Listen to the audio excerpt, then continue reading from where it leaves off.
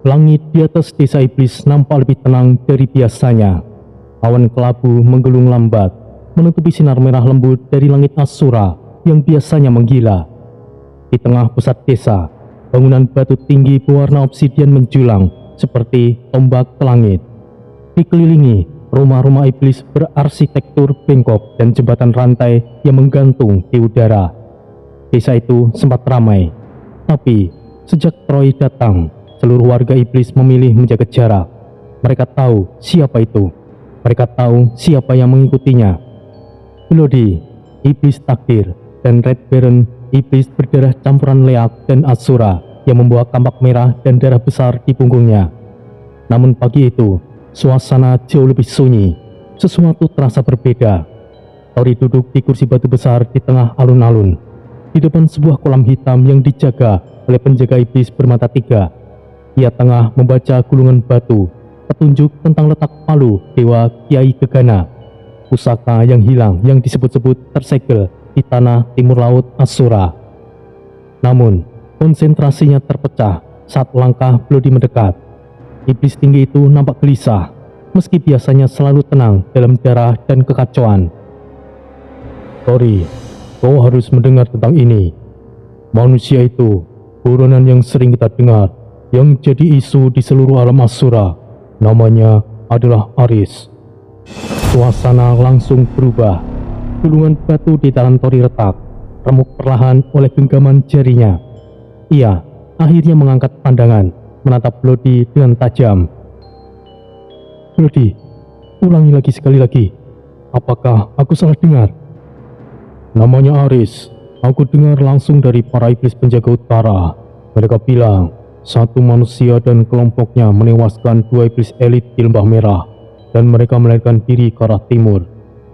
Tori berdiri perlahan. Seluruh tubuhnya memancarkan aura gelap, tapi bukan kemarahan, melainkan konsentrasi yang mendalam. Nama itu memunculkan ribuan fragmen dalam benaknya. Aris, sang pendekar Nusantara. Aris yang ia tahu masih menyimpan jalan pikir manusia yang berbeda. Aris yang ia kira tidak akan datang sejauh ini. Langkah kaki berat terdengar dari belakang. Red Baron datang membawa sekeranjang tulang kecil yang dibakar, makanan khasnya, tapi ekspresinya berubah ketika melihat ketegangan. Hei, ada apa ini? Apa yang terjadi? Bloody menyebut nama manusia yang mereka buru di sini. Aris. Red Baron menegakkan tubuhnya. Itu memang benar. Aku juga mendengar dari penduduk Iblis Selatan. Mereka bilang manusia itu membawa sekelompok pendekar dan menghancurkan beberapa penjaga elit. Bahkan salah satu iblis penjaga kota sempat dibantai tanpa suara. Cukup mengerikan untuk seukuran manusia. Tori berjalan pelan mengelilingi kolam hitam, tangannya di belakang punggung. Ia berbicara dengan nada yang rendah. Apa yang sebenarnya ia cari di Asura? Ia bukan seperti Desta atau Jaka yang terbakar oleh dendam. Aris, ia terlalu terukur untuk melakukan perjalanan nekat seperti ini dan tanpa tujuan yang jelas. Bloody menyaut dengan cepat. Mungkin saja ia datang ingin membunuh Dajjal Tori, ingin menyelesaikan urusan manusia dengan iblis, ingin menjadi pahlawan di dunia bawah. Jika itu tujuannya, maka ia hanya akan mati sia-sia. Red Baron menatap dengan tajam. Maksudmu apa, Tori? Ia itu kakakmu. Tori berhenti. Ia menatap jauh ke arah timur, ke tempat di mana energi Asura beriak seperti laut gelap yang tidak tenang. Alam iblis Asura bukanlah tempat untuk manusia. Bahkan untuk iblis pun ia seperti pabrik penghancur jiwa. Aris dan rombongannya mungkin masih bisa bertahan dari satu atau dua pertarungan, tapi tidak dari ratusan yang akan datang. Bahkan jika Dajjal tidak menggerakkan jarinya, para raja lembah, penguasa desa, hingga para jenderal kepercayaan Raja Ardos akan memburu mereka tanpa belas kasih. Setiap langkah mereka akan menuju jalan kehancuran. Tapi Aris tidak seperti pendekar biasa. Kau tahu itu kan, Tori? Ya, aku tahu dengan pasti. Oleh karena itu, aku akan mencarinya. Tanah bergetar halus saat aura Tori naik secara perlahan. Kolam hitam di depannya beriak, memunculkan kilau cahaya kehijauan dari dasar batu. "Kau yakin, Tori? Bagaimana dengan pencarian palu gegana yang belum selesai? Kita belum menemukan petunjuk utamanya." "Palu itu bisa kita cari nanti. Tapi Aris, jika ia jatuh, maka dunia manusia akan kehilangan satu poros yang paling berbahaya dan paling bernilai. Jika ia masih hidup, aku ingin melihatnya langsung. Jika ia akan mati, aku yang akan memutuskan caranya." Lodi mengangguk. "Jika begitu, kapan kita akan pergi? Apakah hari ini?" "Ya, hari ini. Siapkan semuanya. Jangan banyak bicara. Kita hanya bertiga. Kita akan bergerak dengan cepat." "Akhirnya kita akan pergi jalan-jalan. Asik!" Red Baron menyeringai, menggenggam kampaknya, dan tertawa dengan puas. Tori mengangkat tangan, dan langit di atas mereka mulai retak perlahan. Petir ungu melintas, membelah awan, seperti membuka jalan baru. Di sela guntur yang memekakkan telinga, suara lirih Tori terdengar. "Mas Aris, kalau kau benar-benar di sini, maka ini bukanlah sesuatu kebetulan. Sepertinya kau juga memiliki tujuan yang gila." Langit di atas desa iblis mendadak lebih cerah dari biasanya. Jika sesuatu bisa disebut cerah di langit Asura, cahaya merah redup menyusup di sela-sela awan hitam, menebarkan kilau kemerahan di atas kubah-kubah batu dan pilar berduri. Desa yang biasanya hanya dipenuhi suara raungan makhluk-makhluk terkurung, kini dipenuhi oleh suara langkah, nyanyian ritual, dan denting senjata yang disiapkan. Tori, Lodi, dan Red Baron berdiri di pelataran utama. Tubuh Tori tegap seperti tebing batu.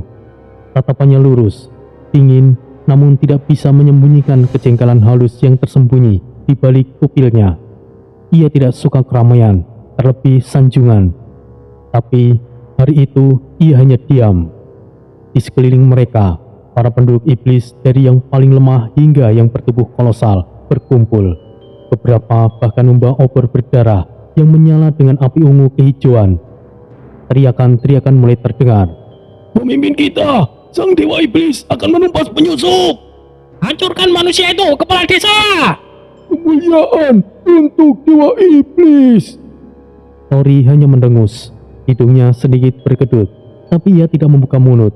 Di dalam pikirannya, ia hanya bergumam dalam hati. "Lakukan saja apa yang kalian mau. Aku sungguh tidak peduli."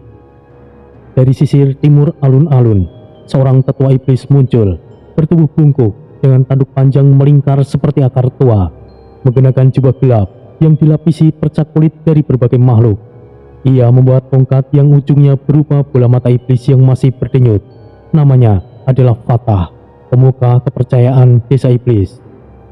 "Pangeran, dewa iblis langit, izinkan kami mengantar langkahmu dengan restu tanah dan roh api nenek moyang kami," ucapnya dengan suara berat seperti kerikil yang digerus logam. Tori mengangguk ringan. Tanpa bicara, ia tidak ingin menghancurkan semangat mereka, sekalipun itu salah kaprah. Dari atas batu ritual, tetua iblis menancapkan tongkatnya ke tanah. Tanah bergetar. Simbol merah menyala membentuk lingkaran di bawah kaki Tori dan pengikutnya. "Kami, rakyat desa iblis, menanam restu pada langkahmu. Dan jika gagal, biarkan kegagalan itu diberkahi oleh niat. Tapi jika berhasil, maka semesta Asura akan mencatat namamu sebagai pelindung garis api." Penduduk mulai berteriak. Musik iblis mulai dimainkan oleh alat-alat dari tulang, lonceng darah, dan seruling angin kering. Aroma dupa racun memenuhi udara. Ritual itu bukan hanya perayaan, tapi pengikat roh. Sebuah tradisi kuno yang mana semangat semua penduduk akan menyatu dalam langkah awal sang pemimpin. Tori membiarkannya. Tidak lama setelah upacara, pesta permisahan dimulai. Api raksasa dinyalakan di tengah desa. Daging iblis panggang disajikan, minuman darah fermentasi dituang dari tengkorak. Tarian-tarian dilakukan oleh makhluk-makhluk berwujud separuh kabut dan setengah roh. Red Baron duduk dengan santai sambil meminum darah berwarna hijau dari tanduk kosong. Ia menikmati suasana. Entah kenapa, aku suka malam seperti ini. Bloody duduk tidak jauh darinya, mencelupkan jarinya ke dalam gelas dan membuat pola dari darah di atas batu. Sangat lucu. Mereka pikir kita sedang memburu manusia karena kepentingan mereka. Padahal yang kita kejar bukan yang mereka inginkan. Tori tidak duduk bersama mereka.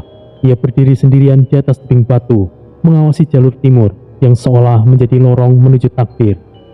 Angin Asura berhembus di sekitaran jubahnya yang berlapis aura naga. Mas Haris, jika niatmu benar membunuh Dajjal, maka kau memang gila. Tapi jika niatmu lebih dari itu, maka aku ingin tahu apa yang sebenarnya sedang kau kejar. Di bawah, tetua menatap Tori dari kejauhan dan berbisik pada penjaga altar. Aku pernah melihat sorot mata seperti itu pada leluhur kami, pemimpin perang besar. Mereka tidak sedang berburu musuh. Mereka sedang mengejar takdirnya sendiri. Dan malam itu, desa iblis tertidur dalam nyala pesta dan kesalahpahaman. Sementara itu, Tori bersiap, tidak untuk perang, tapi untuk sebuah pertemuan yang bisa mengguncang seluruh alam iblis. Jauh di pusat kekuasaan alam iblis Asura, berdiri istana megah dari batu hitam berdarah. Dindingnya menjulang seperti gigi iblis, memantulkan cahaya merah dari langit yang berputar pelan seperti pusaran neraka. Benteng utama Raja Iblis Asura, tempat di mana kebijakan gelap dibuat dan takdir dunia dipertaruhkan oleh kekuatan yang tidak dikenal oleh umat manusia. Di dalam aula utama, cahaya redup dari obor sihir membentuk bayangan yang berputar liar di lantai obsidian.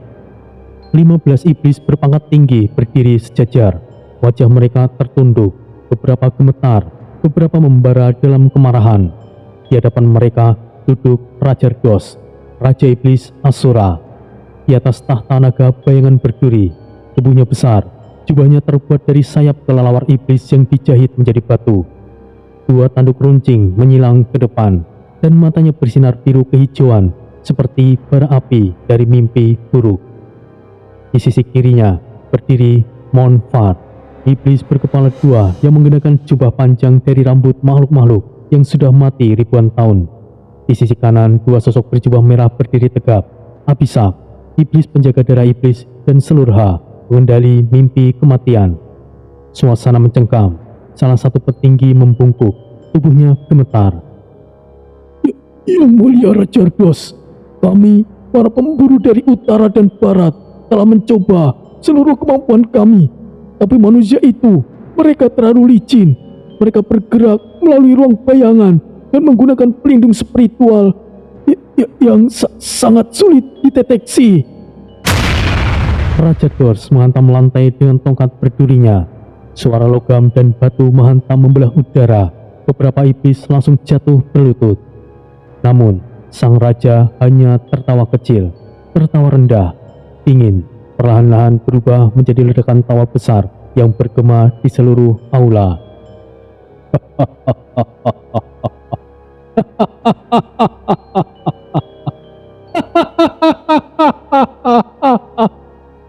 Sudah berapa ribu tahun kita hidup dalam kebosanan ini? Berapa lama kita hanya saling membunuh antar ras dan kota, menunggu pemicu dari luar untuk membuka darah kita mendidih kembali. Para petinggi saling memandang, bingung namun tidak berani bertanya. Raja Ardos berdiri perlahan dari singgasananya. Kalian melihat ini sebagai kekacauan, sebagai kelemahan? Tidak, ini adalah kesempatan. 6 manusia yang berani masuk ke jantung Asura, bukan untuk lari, tapi untuk melawan. Ini bukanlah hinaan, ini adalah undangan. Aura Rajardos meledak sejenak, mengguncang seluruh aula dan membuat bayangan iblis di dinding mengerang. Sudah waktunya kita bangkit sebagai bangsa iblis, bukan hanya raja, bukan hanya klan, tapi seluruh Asura. 3 sosok di sampingnya maju. Apisak menunduk dengan dalam. Perintahmu, tuanku. Rajardos menunjuk mereka satu persatu dengan jarinya yang dilapisi cakar logam. Apisak, buka gerbang darah. Gunakan jaringan pemburu yang masih kau simpan. Jika mereka terluka, sedot darah mereka dan bawa padaku, hidup atau dalam bentuk roh. Selurha, masuki alam mimpi mereka. Buat mereka bermimpi tentang kehancuran mereka sendiri. Hancurkan pikiran mereka sebelum tubuh. Dan kau, Monfar, ramalkan setiap langkah mereka. Tangkap bayangan niat mereka sebelum niat itu menjadi langkah. Ketiganya membungkuk bersamaan. Kami mengerti dan siap dilaksanakan. Rajardos mengangkat tangannya tinggi, lalu menunjuk ke langit istananya yang ditutupi jaring-jaring sihir dan simbol dari zaman kuno. Bawa mereka ke hadapanku, hidup atau mati. Kalian tidak boleh gagal. Kilatan api meledak dari tongkat Rajardos, menandai dimulainya perburuan tertinggi. Di koridor belakang istana, para petinggi yang sebelumnya membungkuk kini berjalan perlahan, membicarakan dengan berbisik. Perang semesta, mungkinkah ini awalnya? Rajardos tidak pernah menunjuk 3 jenderalnya sekaligus dalam satu misi sejak perang rembulan hitam. Jika 6 manusia ini bisa memicu gerakan sebesar ini, maka mereka bukan hanya penyusup, mereka adalah pematik takdir. Di balkon atas, Rajardos berdiri sendirian, memandang ke arah timur, di tempat di mana informasi terakhir menyebut keberadaan Aris dan rombongannya. Ia berkata pelan, lebih kepada dirinya sendiri. Para manusia itu cukup bodoh untuk masuk. Mereka juga cukup berani untuk mengguncang fondasi dunia. Mari kita lihat apakah langkah mereka akan menyelamatkan dunianya atau menyalakan perang abadi untuk kami. Lalu di kejauhan 3 jenderal iblis mulai bergerak.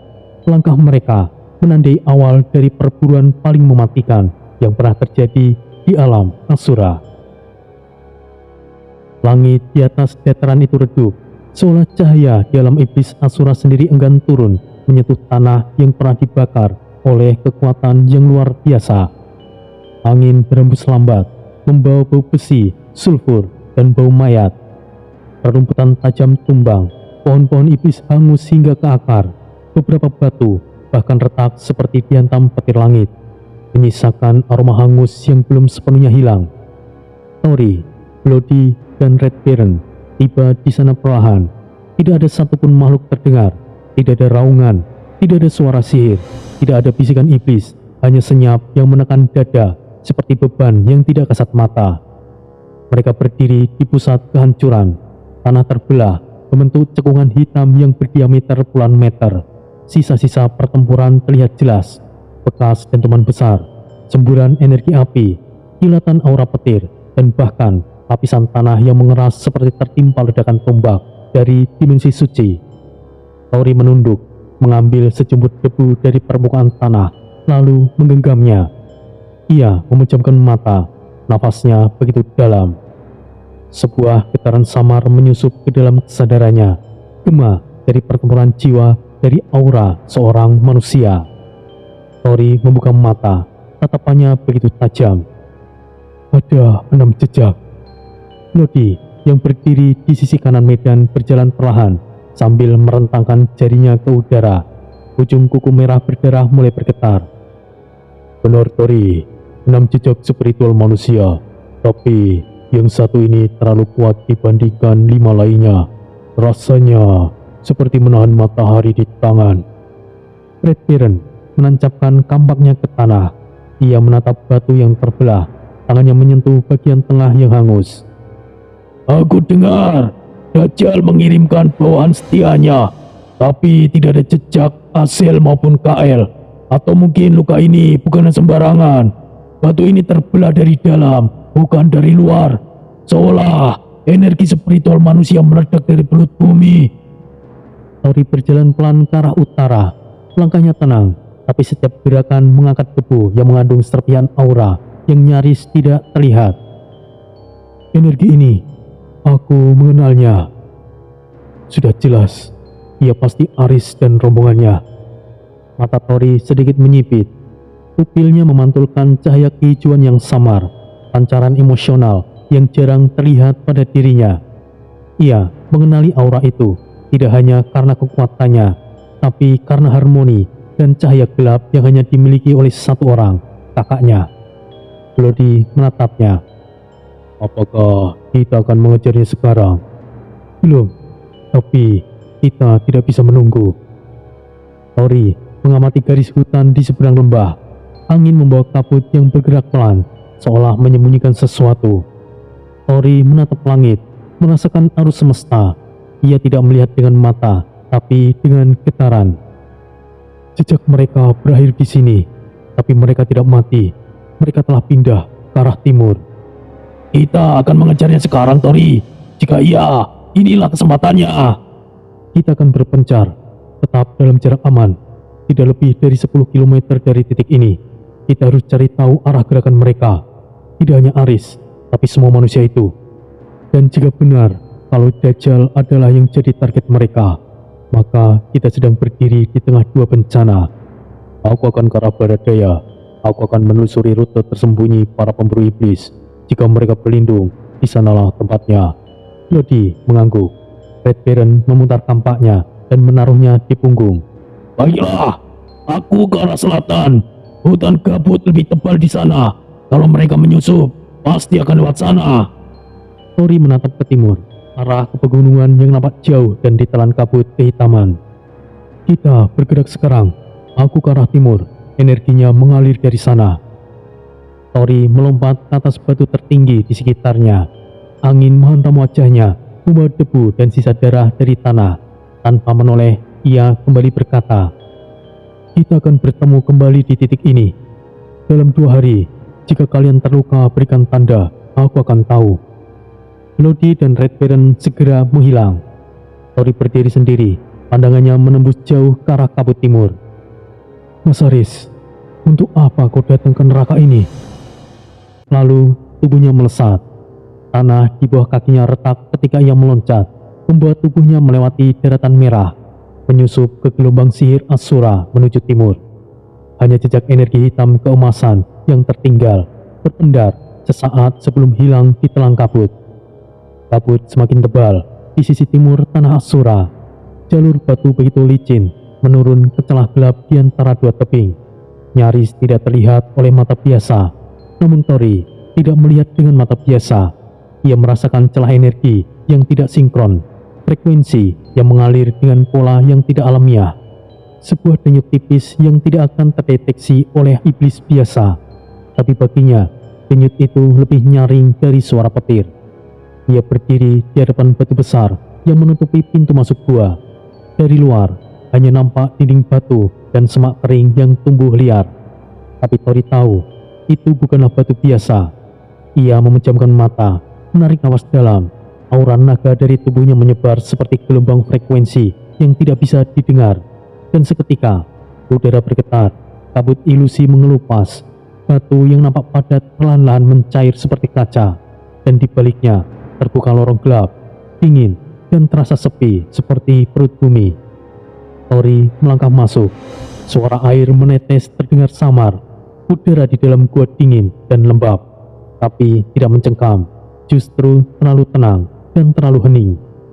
Ia berjalan perlahan, menelusuri dinding gua yang dilapisi lumut merah menyala. Dan di ujung lorong itu, ia menemukannya. Sosok wanita iblis terbaring di atas permukaan batu datar yang dikelilingi cahaya biru pucat. Rambut panjangnya kusut, tubuhnya penuh luka, seperti habis dicabik ribuan duri. Aroma darah iblis dan racun sihir membaur di udara. Ia adalah Tiren. Wajahnya pucat, tapi tidak ada kehilangan keagungannya. Ia bukan lagi iblis pemburu yang mengintai seperti bayangan, tapi seperti tubuh rapuh yang dipaksa tetap hidup oleh kehendak terakhir. Tori berdiri di ujung batu, tidak mendekat, hanya menatap. Tiren perlahan membuka mata. Bola matanya yang hitam berkilat ungu memantulkan cahaya naga dari tubuh Tori. Tatapan mereka bertemu, dan suasana langsung menjadi tegang. Siapa? Sial, ternyata kau. Tori masih diam, hanya mengamatinya. Jika kau ingin membunuhku, silahkan. Aku tidak akan melawan. Bukan karena aku takut, tapi karena sudah tidak ada lagi yang bisa aku pertahankan. Tiren mengangkat tangannya sedikit. Gemetar, energi gelap bergetar di ujung jarinya, namun langsung redup. Aku ingat, kau hanyalah manusia lemah dan biasa saja sebelumnya. Kini kau telah jauh berkembang, bahkan melampaui apa yang aku perkirakan. Tori perlahan melangkah mendekat, suaranya dingin dan datar. Tiren, kau bertemu dengannya. Tiren hanya tertawa pelan, getarannya lebih menyakitkan dari tawa manapun. Pertanyaan apa itu? Sudah jelas kau tahu jawabannya. Kenapa kau bertanya? Di mana sekarang manusia itu, Tiren? Ia hanya menggeleng lemah. Apa kau pikir dengan kondisiku seperti ini, aku tahu di mana manusia itu? Pertanyaanmu sungguh lelucon. Tori menunduk, nafasnya berat namun tetap tenang. Ia menatap luka di dada Tiren yang masih menghitam, efek dari serangan roh yang dibalut energi pusaka manusia. Dia kakakku, tapi aku tidak tahu apa yang ia lakukan di sini. Aku sendiri kemari, kau pasti tahu niatku. Aku tahu dari awal, wajahmu, matamu, kau punya tatapan yang sama.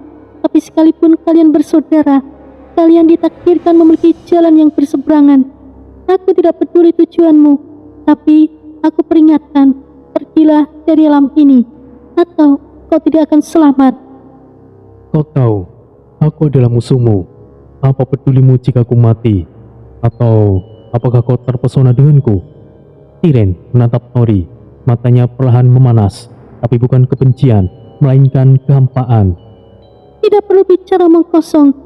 Kalau aku masih punya waktu, aku akan tunjukkan seperti apa musuhmu. Tapi aku rasa aku akan mati sebelum kau mendapatkan jawaban itu. Tori merentangkan telapak tangan kirinya. Aura lembut keluar. Lambang berbentuk lingkaran naga muncul di udara. Jika begitu, aku akan menyelamatkanmu. Simbol itu memutar, perlahan berubah menjadi pusaran cahaya keemasan keunguan. Itulah ajian Liung Sabar, teknik pengikat jiwa dan pembaca kebenaran. Teknik itu hanya bisa digunakan pada makhluk yang masih hidup dan sadar. Ia dapat menarik ingatan terakhir target dan menampilkannya dalam pantulan spiritual. Tori meletakkan tangan kanannya di atas dada Tiren. Niat Tingsun, ajiku, Liung. Apa yang kau pegang? Beraninya kau? Tubuh Tiren tersentak hebat. Darah hitam keluar dari mulutnya. Matanya membelalak lalu perlahan tertutup. Aura kehidupannya tenggelam. Jantung spiritualnya tertidur. Ajian Liung Sabar tidak bisa digunakan. Tori melirik kembali tangannya, menghela nafas panjang. Sial, empuk juga. Maksudku, kau terlalu cepat pingsan. Tori menatap sosok Tiren yang kini tidak sadarkan diri. Meski masih hidup, tapi seluruh sistem spiritualnya tertutup. Sepertinya menggunakan ajian Liung Sabar tidaklah tepat. Tiren, kau terlalu cepat untuk mati sekarang. Jadi bertahanlah. Entah kenapa, sekalipun kau adalah musuh, aku merasa kau akan berguna untuk suatu saat nanti. Tori meraih jubah cadangannya, lalu membungkus tubuh Tiren. Dengan satu gerakan ringan, ia mengangkatnya ke bahunya. Aura mengambang perlahan di dalam gua, menyapu semua sisa ilusi yang menutupi tempat itu. Suara batu bergema saat Tori melangkah keluar gua, membawa Tiren di punggungnya. Langit mulai meredup, langkahnya perlahan namun penuh tekad. Mas Haris, aku tidak tahu apa yang kau rencanakan, Tapi jika semua ini adalah hasil dari kehadiranmu, maka pertemuan kita nanti akan menjadi ujung dari semua alasan. Langit di atas lembah Asura mulai menghitam pekat. Awan tidak berbentuk saling menggulung seperti arus neraka yang haus akan kejadian baru. Angin yang tadinya tenang kini membawa bau darah yang semakin kental, seolah pertanda bahwa wilayah itu sedang bersiap menjadi saksi keputusan besar. Tori berjalan keluar dari celah batu yang tersembunyi di lereng. Tubuhnya masih membawa tiren di punggungnya, terbungkus jubah. Nafasnya lemas namun masih ada. Darah menetes dari ujung kakinya, meninggalkan jejak samar di atas tanah Asura yang kasar dan retak.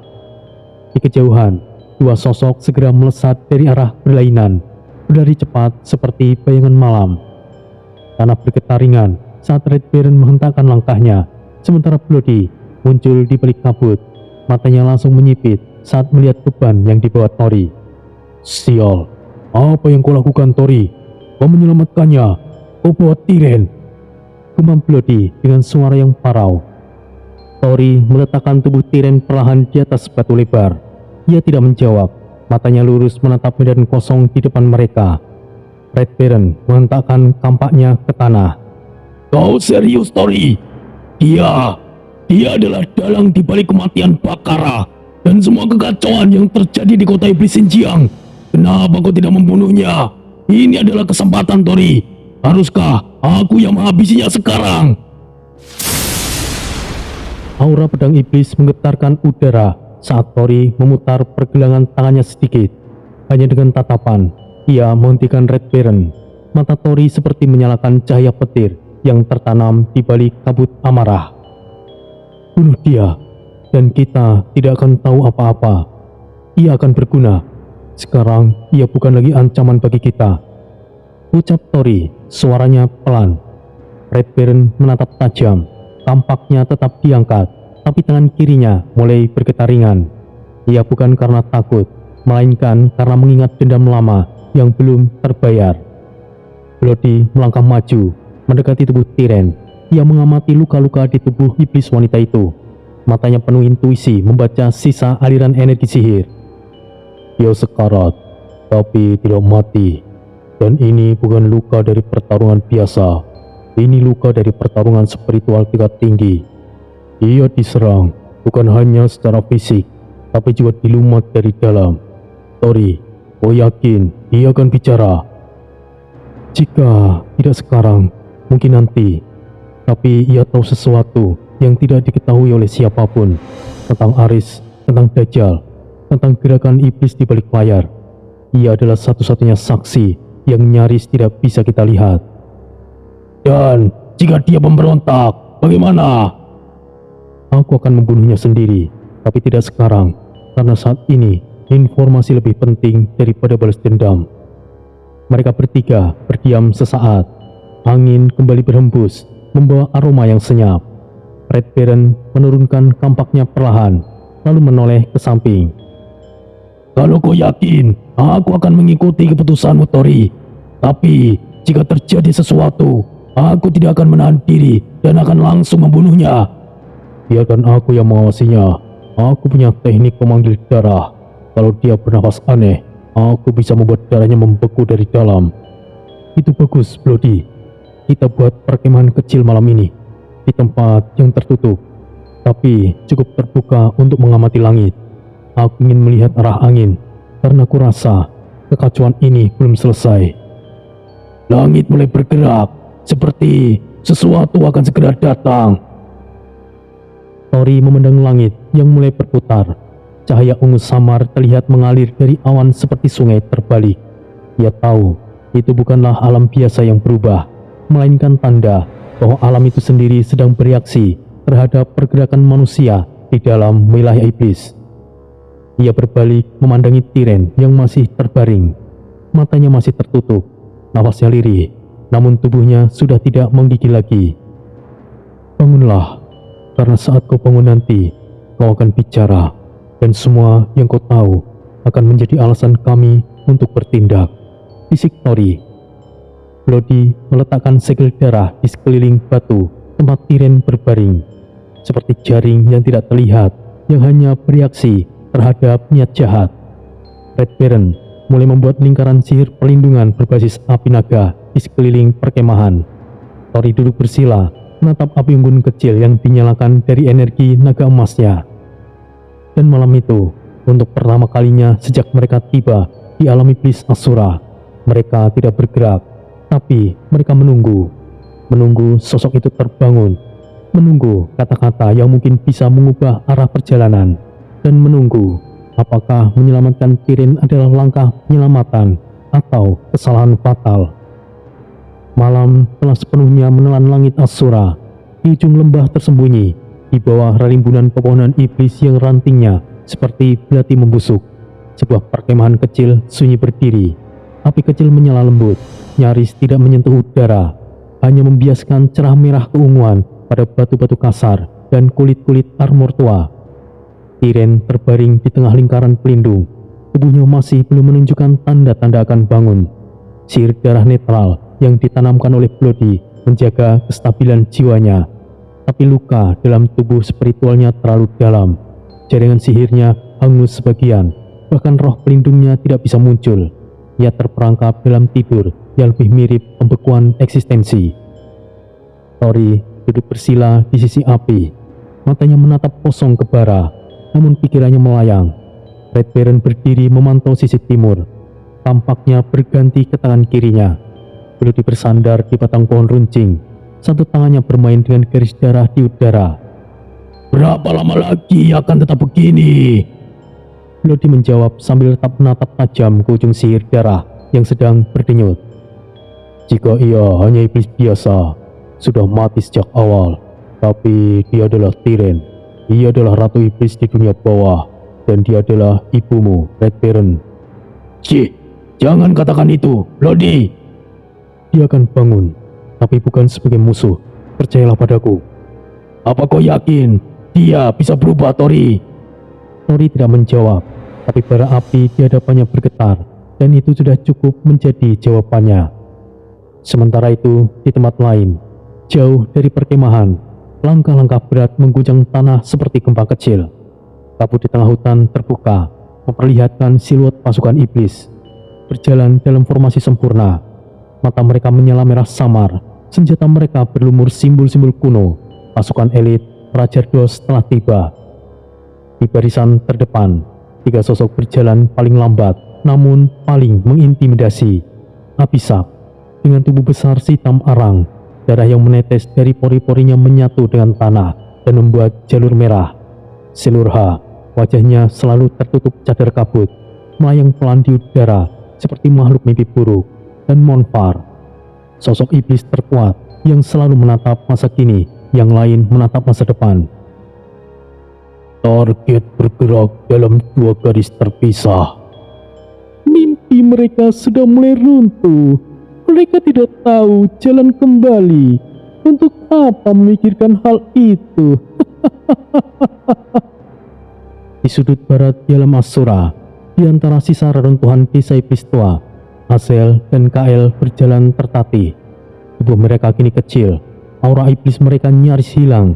Tertinggal hanya sisa-sisa kesombongan yang kini dibungkus oleh rasa malu. Mereka sempat mencoba masuk ke desa iblis kecil, namun diusir, dilempari batu sihir, dan dicemooh sebagai mayat hidup yang gagal perang. Mereka hanya bisa menunjukkan token desa dari wilayah lama untuk bisa berlindung sementara di gubuk kayu yang tidak terpakai. "Kita sekarang bukan siapa-siapa lagi, Azel." "Saudaraku Kael, kita pernah berdiri sejajar dengan komandan. Namun kini, kita tidak beda dengan pelayan jalanan." "Kau pikir Sura akan menerima kita kembali?" Azel tidak menjawab, karena untuk pertama kalinya ia ragu. Di sisi barat daya Asura, di balik pegunungan sunyi dan hutan berduri, Aris dan rombongannya beristirahat di celah bebatuan berlumut. Ratna Dewi duduk bersila, tangan terangkat membentuk segel roh. Ia berkeringat dingin, wajahnya pucat, nafasnya mulai tidak stabil. "Dia tidak bisa tahan lebih lama. Kita harus melakukan sesuatu," ucap Wira menggertakkan giginya. Bayu Sagara memandang sekeliling. "Energi iblis di sini semakin padat. seolah mereka tahu kita sedang bersembunyi. Mahisa Anabrang berdiri membelakangi mereka, bayangannya memanjang ke arah semak. Aku tidak bisa membuka lorong bayangan lagi, semua portal telah kacau. Putra Sidan berubah kembali dari bentuk leak, tubuhnya penuh dengan goresan.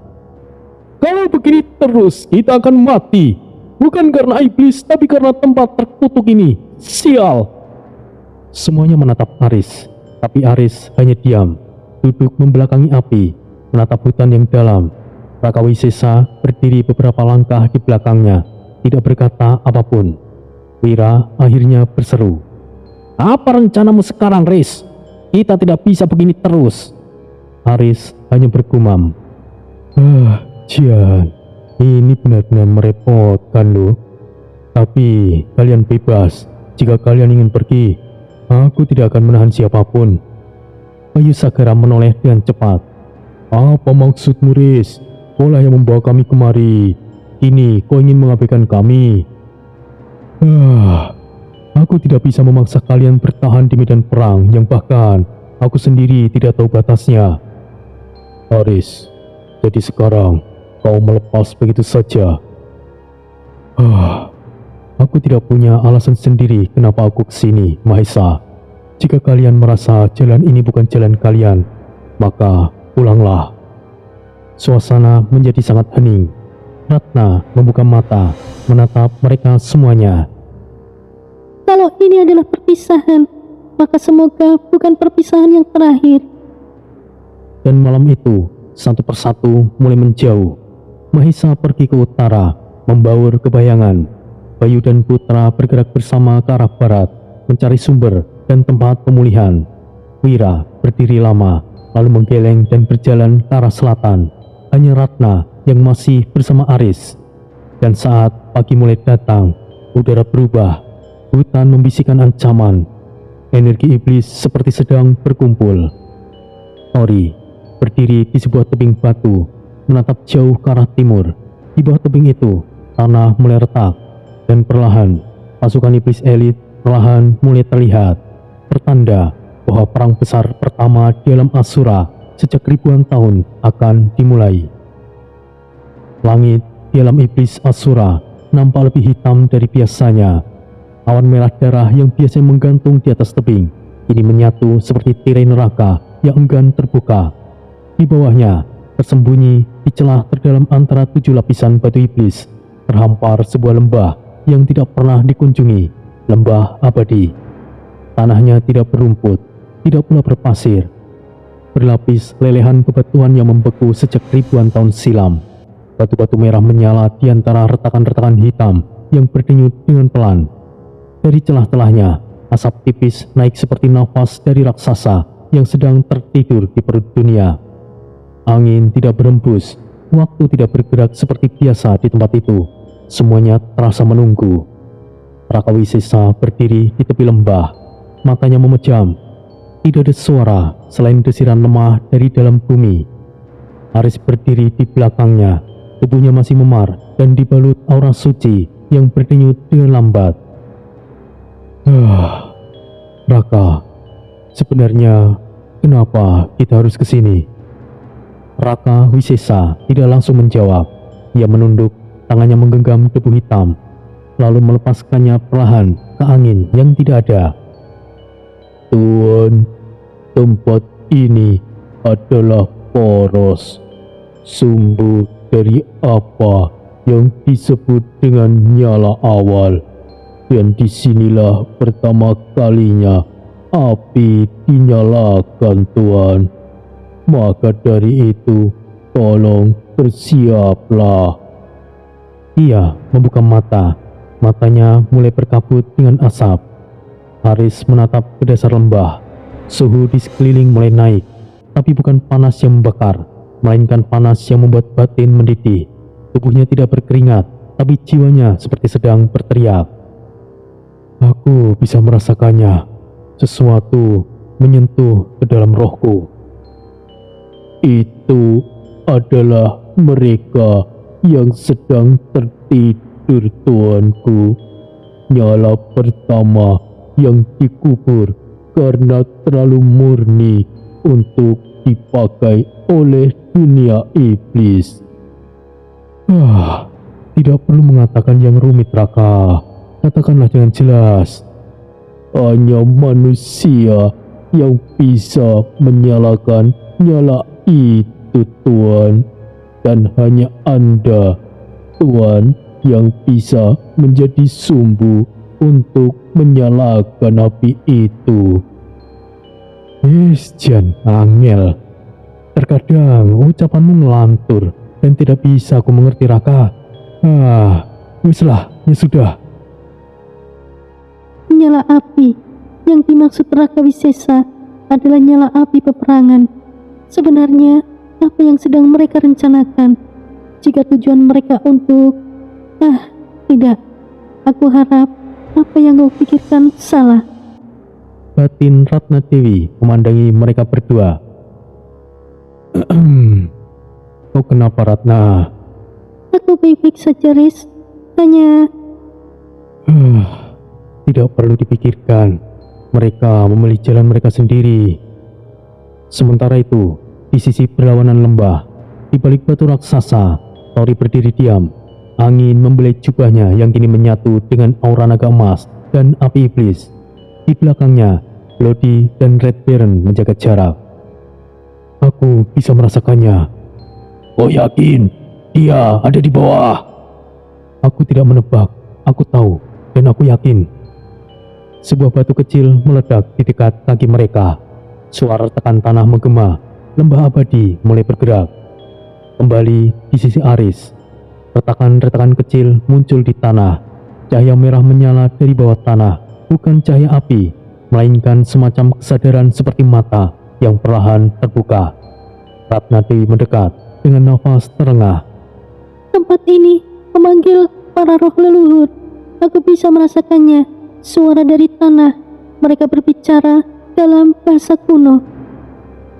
Wirakusuma yang baru datang dari arah selatan kembali bergabung karena tidak ada jalan keluar lagi. Keputusan tepat adalah bersama. Bayu Sagara dan Mahesa juga mulai berkumpul, meskipun tubuh mereka masih memar.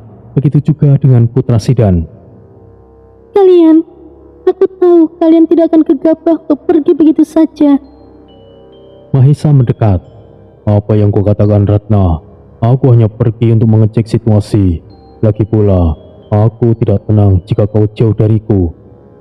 Apa yang akan kau lakukan sekarang, Riz? Entahlah. Aku rasa kalian semuanya tahu. Tidak ada jalan keluar dari alam ini. Satu-satunya cara adalah menaklukkan alam ini. Aku yakin tidak akan mudah. Tapi aku tidak akan diam saja dan berakhir. Jika aku harus mati, maka aku akan mati sebagai ksatria. Tiba-tiba, cahaya merah menyala dari dasar lembah. Udara berubah, langit bergetar. Aris berdiri tegak, tangannya menggenggam tombak penconot jagat. Tubuhnya mulai bercahaya keemasan. Putra menatapnya dengan serius. Baiklah, jika itu niatmu, Riz, aku juga akan melakukannya. Aku juga. Ya, itu pilihan yang terbaik. Mari kita lakukan. Mira, Bayu, Mahesa, dan lainnya sepertinya sudah siap untuk menghadapi apapun yang akan menghadang mereka. Namun, ini akan menjadi pertarungan akhir bagi mereka. Kabut tipis masih menggantung di dalam gua. Dinding-dindingnya berdenyut samar dari batu-batu berdarah yang menyimpan panas. Api kecil menyala di tengah ruangan, memantulkan bayangan Tori, Lodi, dan Red Baron di sekeliling gua. Di sudut terjauh, terbaring lemah sosok wanita berselubung kabut gelap. Tiren kini mulai membuka matanya. Satu tarikan nafas panjang membelah keheningan. Mata Tiren yang gelap berkilat merah sebentar sebelum perlahan tenang. Tubuhnya gemetar, tapi ia segera sadar akan tempatnya. Dan yang pertama dilihatnya adalah Red Baron, berdiri diam dengan kampaknya di tangan. Sial, ada di mana aku? Tunggu, kau? Tampak Red Baron bergetar pelan di tangan pemiliknya, tapi belum bergerak. Lodi di sampingnya langsung membentuk segel pelindung. Sementara itu, Tori hanya menatap dingin. Kedua tangannya sudah menyatu dalam formasi rahasia, ajian pengikat kehendak, ajian liung sabar. Sesuatu mantra yang bisa mengikat kesadaran lawan dan meresap ke dalam lapisan jiwanya. Namun sebelum Tori mengaktifkannya, Tiren mengangkat satu tangan pelan. Tubuhnya masih lemah. Tenanglah, aku tidak akan menyerang. Kalau aku ingin melawan, sudah kulakukan saat pertama kali aku bangun. Tori tidak menurunkan tangan sepenuhnya, tapi isyarat dari Bloody membuatnya sedikit tenang. Red Baron masih terpaku di tempat. Tiren lalu menatap langsung ke arah Red Baron. Sorotan matanya menyayat, penuh luka masa lalu yang tidak bisa diseka waktu. Aku tidak menyangka akan bertemu denganmu, Red Baron, anakku. Satu-satunya anakku yang masih hidup. Lihatlah dirimu, kau bahkan sampai pada tahap ini. Aku sungguh bangga. Red Baron menggenggam genggang tampaknya lebih kuat. Tidak menjawab, tidak berseru, tapi matanya yang selama ini tajam dan tidak pernah ragu mulai bergetar. Ia perlahan menunduk. Tori menurunkan tangannya sepenuhnya. Ia bisa melihat sesuatu yang berbeda. Sebuah ikatan, sebuah kenyataan yang tidak bisa ia sangka akan muncul di hadapannya malam itu. Tiren menutup matanya sejenak. Nafasnya berat, tapi ia mencoba mengatur ritmenya. Dahulu, saat kota iblis Xinjiang masih dalam kuasaku, aku menciptakan banyak pasukan melalui sarang iblis. Sebagian besar gagal, atau mungkin mereka mati karena bertarung. Tapi kau berhasil bertahan hingga saat ini. Aku rasa jiwa manusiamu itu yang sangat istimewa. Tiren memandang Red Baron dalam-dalam. Aku tahu kau memiliki kesadaran penuh sekarang, dan kau pasti sangat membenciku. Red Baron mengangkat wajahnya. Perlahan, suaranya datar namun terdengar pahit. Kau yang mengubahku. Karena aku menjadi seperti ini. Tiren tidak mengelak. Benar, aku yang mengubahmu. Aku yang mencuri jiwamu, menghilangkan cahaya manusiamu. Tapi perlu kau tahu, sekalipun kau tidak diubah menjadi iblis, kau akan tetap lenyap, karena jiwamu dikendalikan oleh makhluk ganas yang tidak bisa kau kendalikan. Suasana menjadi mencengkam. Bloody sudah memindahkan dirinya ke posisi siaga, tapi masih menahan diri. Red Baron berjalan maju, langkahnya mantap, lalu berkata dengan lirih, "Jangan bicara seolah kau peduli padaku. Mungkin aku lebih baik lenyap daripada hidup panjang, namun menanggung dosa yang besar. Tapi sekarang aku sadar, semua ini bukan karena aku saja. Aku mulai menerima dan memilih jalanku. Aku bertahan, aku berubah. Aku menjadi apa yang kubutuhkan untuk bertahan hidup di dunia iblis ini. Bukan karena aku ingin, tapi ini adalah takdirku untuk menjadi bagian takdir Nusantara." Dan nyatanya kau berhasil, Raka. Kau mengubah kutukan menjadi takdir. Sangat jarang ada sosok iblis sepertimu. Namaku sekarang Red Baron. Jangan sebut aku Raka lagi. Aku senang kau menyukai nama itu. Kita semua hidup dari jalan yang tidak kita pilih. Ini bukan hanya soal takdir, tapi kita masih bisa bertahan sampai saat ini adalah suatu keberuntungan. Dan selama kita masih bisa bernafas, tindakan mulia akan mengurangi dosa-dosa kita kelak. Kita memiliki jalan kita sendiri dan takdir kita sendiri, ucap Tori. Bloody tertawa kecil. Kalau soal pilihan, aku juga tidak pernah memilih menjadi iblis. Seperti yang kau katakan, Tori. Pada intinya, selama kita masih hidup, apa yang akan kita lakukan? Ia duduk bersandar pada dinding gua, menyilangkan tangan. Tapi, hidup ini kadang lucu. Yang kita sebut malapetaka bisa menjadi jalan keselamatan. Yang kita kira musuh bisa menjadi satu-satunya keluarga yang tersisa. Red Baron menatap Bloody. Aku bahkan tidak tahu kenapa kau bisa berubah menjadi iblis, Bloody. Maksudku, Mas Ren. Aku hanya mendengar simpang siur tanpa kejelasan. Kau juga tidak pernah mengatakannya padaku. Bloody mengangguk ringan. Ya, itu tidak begitu penting, Red Baron. Itu hanya masa lalu. Mengingatnya hanya akan membuat hatiku sakit. Tapi sekarang kau satu-satunya rekan terdekatku, Red Baron. Tidak. Kau mungkin sudah seperti keluarga. Tunggu, jika begitu, Ratu Tiren juga ibuku dong. Tori, maukah kau jadi ayah angkatku? Bicara apa kau Bloody? Mereka semua tertawa pelan, tertawa getir. Namun malam itu ada sesuatu yang hangat di tengah dinginnya Gua Asura. Sebuah kebersamaan aneh yang terjalin oleh luka, oleh penderitaan, oleh takdir yang saling beririsan. Tiren masih diam, tapi untuk pertama kalinya dalam ratusan tahun, ia tidak merasa sendirian. Ia memandang mereka semua. Suara kecil keluar dari bibirnya. Terima kasih karena tidak membunuhku. Tori menjawab tanpa menoleh. Matanya masih pada di kobaran api. Belum tentu kami tidak akan melakukannya nanti. Tapi malam ini, kita hanya berbicara sebagai sesama iblis, tanpa ada ikatan tentang masa lalu. Baiklah, tanyakan apapun dan akan aku jawab.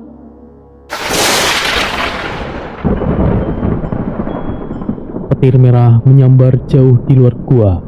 Angin malam merayap pelan dari mulut gua, membawa hawa dingin dan aroma garam darah yang samar. Api kecil yang menyala di tengah ruangan memantulkan bayangan mereka ke dinding-dinding batu. Percikan kecil sesekali menari, menemani percakapan yang segera membawa beban sejarah dan pertumpahan darah. Tori menatap tajam ke mata Tiren, tidak berkedip. Dalam sorot matanya bukan sekedar kecurigaan yang terbaca, tapi ketegasan seorang penguasa, seseorang yang terbiasa memikul keputusan maha berat. Apa tujuan Dajjal sebenarnya datang ke alam Asura? Aku rasa ia bukan takut karena aku bukan. Tiren menghela nafas pelan. Tidak ada jeda ragu. Ia tahu pertanyaan itu akan datang. Matanya mengarah lurus ke arah Tori. Namanya kini bukan lagi Dajjal. Ia telah menghapus nama itu dan menggantinya menjadi Sura, Mahasura. Mahasura. Tiren mengangguk. Dalam lidah iblis Asura, itu berarti puncak kehancuran, sebuah nama yang ia pilih sendiri, sebagai pengingat bahwa ia bukan hanya pembawa kekacauan, tapi menjadi kekacauan itu sendiri. Tori tetap tidak bereaksi, tapi ketegangan di udara berubah. Tiren melanjutkan, suaranya tetap tenang, tidak ada bumbu, hanya fakta. Ia datang ke Asura dengan luka dan kehendak, luka karena dihianati, dan kehendak untuk menjadikan seluruh tatanan iblis bahkan semesta bertekuk lutut di bawah satu panci, kehendaknya sendiri. Guntur meledak jauh di langit, seolah menanggapi pernyataan itu.